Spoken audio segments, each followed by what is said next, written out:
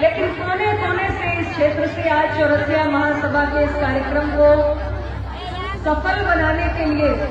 जो सभी स्वजातीय बंधु यहाँ पर पधारे हुए हैं, आप सभी का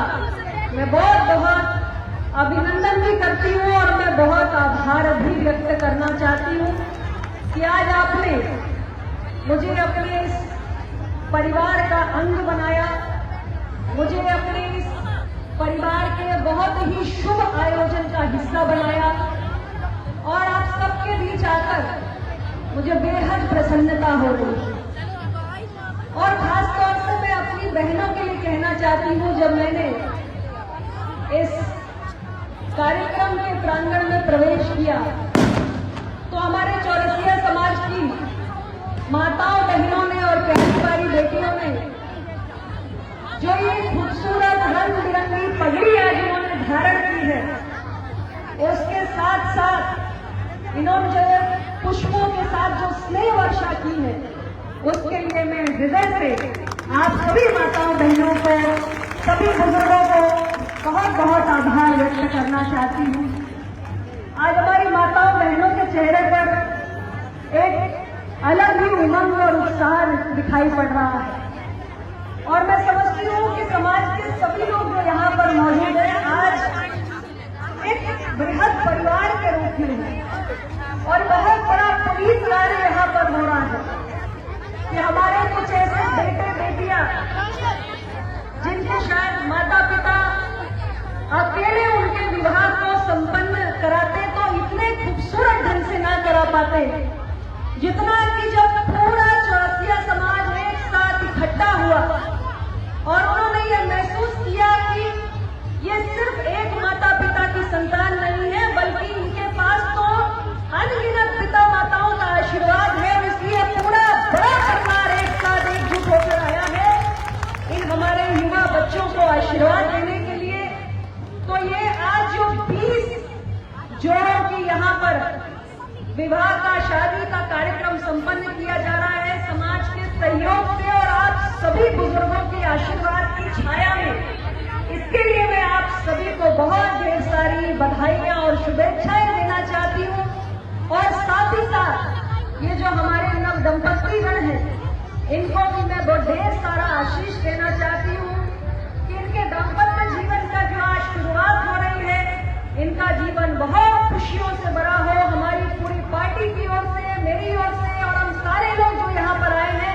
सबकी ओर से इन्हें ढेरों मंगल कामनाएं, बहुत ही खुशहाल समृद्ध इनका ये दाम्पत्य जीवन चले और आप सब इतने बुजुर्गों का, माताओं बहनों भाइयों का आशीर्वाद, जब इतने पूरे परिवार का आशीर्वाद मिल रहा है और इतने आशीर्वाद की वर्षा हो रही है, तो निश्चित रूप से आज जो ये मांगलिक कार्य यहाँ पर संपन्न हुआ है, इससे इनकी जो जीवन यात्रा शुरू हुई है वो बहुत ही खुशियां भरी होगी, ऐसा मुझे पूरी तरह विश्वास है। और ये बहुत बड़ा काम इस दृष्टि से भी है क्योंकि समाज के अंदर बहुत सारे ऐसे परिवार होते हैं जिनके मन में ये कामना होती है कि अपने बच्चों की बहुत अच्छी वो शादी कर सके, उनका बहुत खूबसूरत तरीके से विवाह संपन्न हो, लेकिन उनकी अपनी आर्थिक परिस्थितियां ऐसी होती है कि वो चाह कर भी अपनी इच्छाओं की पूर्ति नहीं कर पाते। और ऐसे में जब समाज के लोग आगे बढ़कर आते हैं और ऐसे बेटे बेटियों को और ऐसे परिवारों को, ऐसे माता पिता को ये विश्वास दिलाते हैं कि वो अकेले नहीं है, बल्कि पूरा पूरा समाज उनके साथ खड़ा हुआ है, तो समझ लीजिए कि पूरे समाज के अंदर एकता के सूत्र में बंधने की एक श्रृंखला की शुरुआत हो जाती है। समाज एकजुट होता है, सब एक दूसरे का एक बहुत बड़ा सहारा बनते हैं और इस भावना से बड़ा और कुछ भी नहीं होता है। तो इस भावना का हम सभी को सम्मान करना चाहिए और मैं इस भावना के लिए आप सभी को बहुत धन्यवाद देना चाहती हूँ कि आप सब एकजुट होकर अपने समाज को यूं इस प्रकार मजबूती दे रहे हैं। ऐसे आयोजनों के बहुत सारे लाभ होते हैं। एक तरफ बहुत सारे युवक युवतियों का कल्याण होता है, एक अच्छे जीवन की शुरुआत होती है, उनके परिवारों को सहारा मिलता है। और अगर हम पूरे समाज के नजरिए से सोचें तो पूरे समाज की पूंजी की बहुत बड़ा अगर अलग अलग 20 जोड़ों का आज विवाह हो रहा है, अगर अलग अलग इनके परिवार इनका विवाह संपन्न करे तो आप देखिए कि कितना व्यय होगा। लेकिन जब एक ही स्थान पर सारे अतिथि एक साथ आ गए हैं, पूरा समाज एक जगह एकजुट हो गया है और सभी लोग अपने संसाधनों को एक साथ मिलाकर 20 जोड़ों का एक साथ विवाह कार्यक्रम कर रहे हैं, तो समाज के अर्थ में यानी समाज के व्यय में, धनराशि के व्यय में कितनी बड़ी बचत हो रही है और जो बचत हो रही है उसका अन्य भी महत्वपूर्ण कार्यों के लिए सदुपयोग हो सकता है। तो इस दृष्टि से भी ये जो समूह लग्न के कार्यक्रम होते हैं ये बेहद महत्वपूर्ण होते हैं। तो इसलिए भी ऐसे आयोजनों की परंपराओं को हमें निरंतर आगे बढ़ाने की जरूरत है। और मुझे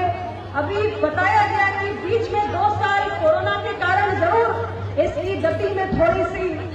एक रुकावट आई थी, लेकिन 2 साल के बाद फिर से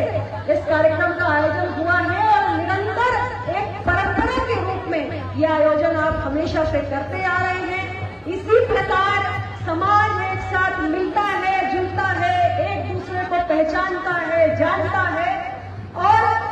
योग वर्ग और योग वधुएं हर परिवार को मिल जाती है तो रास्ता बड़ा आसान हो जाता है। क्योंकि आजकल के समय में इतनी व्यस्तताएं हैं और जीवन इतनी तेज गति से चलता है कि हर परिवार के मन में जो कामना होती है कि कोई योग वर मिल जाए बेटी के लिए या बेटे के लिए योग वधु मिल जाए, तो उसको ढूंढना भी बहुत मुश्किल और बहुत कठिन कार्य होता है। लेकिन जब पूरा समाज एक साथ आ जाता है तो बड़ी आसानी के साथ योग वर और योग वधु दोनों मिल जाते हैं और परिवार के परिवार खुशहाली के रास्ते पर आगे बढ़ते हैं। तो इसलिए ऐसे समूह लग्न के आयोजनों की परंपरा को आगे बढ़ाइए, निरंतर मजबूत करिए और ज्यादा से ज्यादा लोगों को, संपन्न परिवारों को भी इसमें बढ़ चढ़ के हिस्सा लेना चाहिए और समाज के सामने उदाहरण प्रस्तुत करना चाहिए। ऐसा नहीं है कि समूह लग्न के कार्यक्रम केवल जो आर्थिक रूप से कमजोर परिवार है उन्हीं के लिए है, उसके अपने लाभ है। लेकिन अगर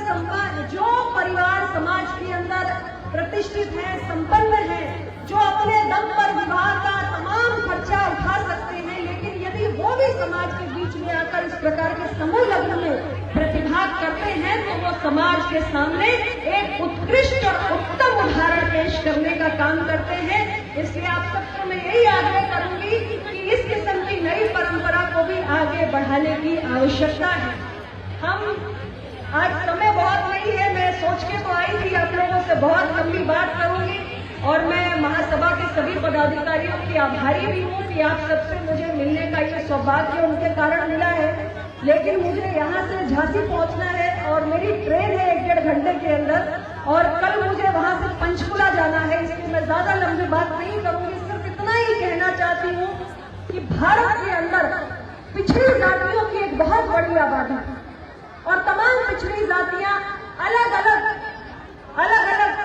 जातियों में बटी हुई हैं, लेकिन हम सबकी सामूहिक ताकत कितनी बड़ी हो सकती है इसका हम एहसास नहीं कर पाते हैं। और कोई भी समाज आगे बढ़े इसके लिए जरूरी होता है कि आप स्वजातीय स्तर पर भी एक साथ आए और जो तमाम हमारी दबी कुचली पिछड़ी जातियां हैं उनको राजनीतिक स्तर पर भी आगे आना चाहिए, क्योंकि जब वो एक साथ आएंगे तब उनकी जो बहुत बड़ी शक्ति है, बहुत बड़ी ताकत है, उसका एहसास उन्हें होता है। और किसी भी समाज की प्रगति का जो मार्ग होता है वो राजनीतिक प्रतिनिधित्व, राजनीतिक भागीदारी से ही आगे खुलता है, आगे मिलता है। और इसलिए एक साथ आकर सामाजिक कार्यक्रमों में आप भागीदारी करें, ये तो जरूरी है, लेकिन साथ में ऐसे भी मौके तलाशने चाहिए, ऐसे भी अवसर तलाशने चाहिए जब आप सब एक साथ बैठकर राजनीतिक रूप से भी चिंतन करें और राजनीतिक रूप से आपकी शक्ति का एहसास तमाम राजनीतिक दलों को कैसे हो, आपको कैसे प्रतिनिधित्व मिले, इसके भी उपाय, इसके भी रास्ते आपको निकालने चाहिए। और उसका एकमात्र तरीका है कि आप सामूहिक रूप से चिंतन करें। मेरी पार्टी, आज राजनीतिक बात करने का विषय नहीं है, लेकिन मेरी पार्टी अपने स्थापना के समय से निरंतर जो हमारे देश के अंदर, प्रदेश के अंदर दबी कुचली जातियां हैं उनके विकास, उनके प्रतिनिधित्व, उनकी भागीदारी के लिए समर्पित रही है। और इसीलिए अभी हमारे भाई विजय जी आपको बता रहे थे,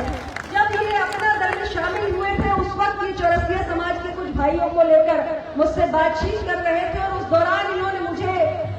जो आपके पान के पत्ते की खेती की समस्या है उसका जिक्र किया था। और तब मुझे लगा कि इनकी बात को मुझे संसद में उठाना चाहिए ताकि हमारे तमाम देश के कोने कोने में जो लोग चौरसिया समाज के ही नहीं बैठे हैं, बल्कि वो ही नहीं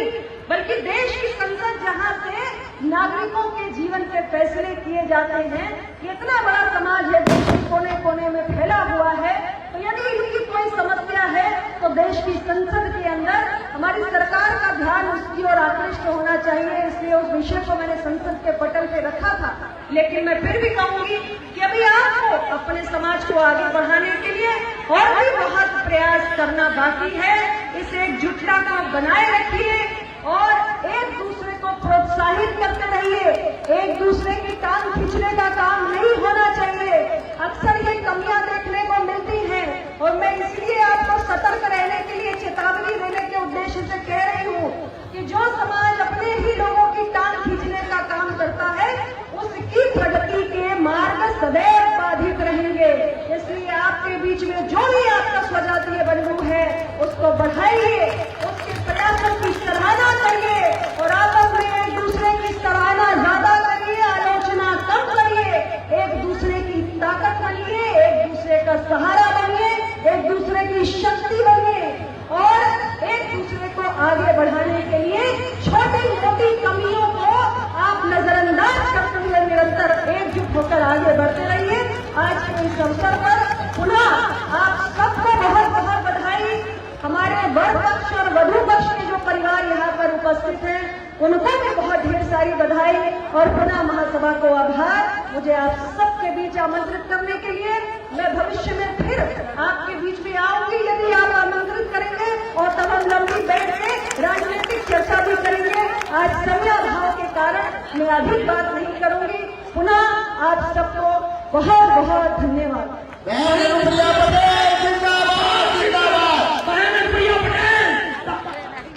मेरी शब्दों के साथ बहन अनुप्रिया पटेल का धन्यवाद देना चाहूंगा। कोई आदमी है तो हुआ कीजिए, कोई आदमी है तो हुआ कीजिए, वह आदमी ही रहे ये दुआ कीजिए। सिर्फ आदमी होने से कुछ नहीं होता, आदमी होने का हक अदा कीजिए। बहुत बहुत धन्यवाद बहन अनुप्रिया पटेल जी।